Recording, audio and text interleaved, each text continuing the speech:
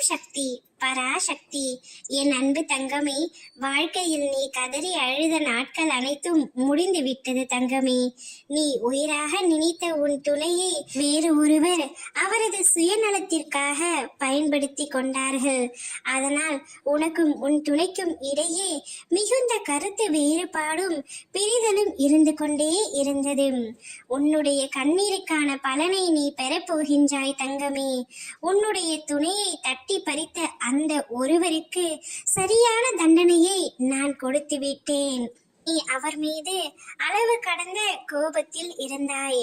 உன்னுடைய வாழ்க்கையை கெடுத்து விட்டார்கள் என்று உன் மனதார என்னிடம் கண்ணீர் விட்டு கதறி அழுதாய். நான் என்ன பாவம் செய்தேன்? எதற்காக எனக்கு இவ்வளவு கஷ்டத்தை தருகிறீர்கள் அம்மா? ஆனால் என் கண்ணீருக்கு காரணமானவர்கள் அனைவரும் சந்தோஷமாகத்தானே இருக்கின்றார்கள். நீங்கள் வெறும் கல்லா என்று கேட்டு என் முன் நின்று கண்ணீர் விட்டு அழுதாய் அல்லவா? நான் கல்லல்ல தங்கமே, உன் அம்மா என்பதை நிரூபித்து விட்டேன். உன் வாழ்க்கையை கெடுத்த அந்த ஒருவருக்கு சரியான பாடத்தை புகுத்தி விட்டேன். நீ மற்றவருக்கு எப்பொழுதும் கெடுதல் நினைத்ததில்லை.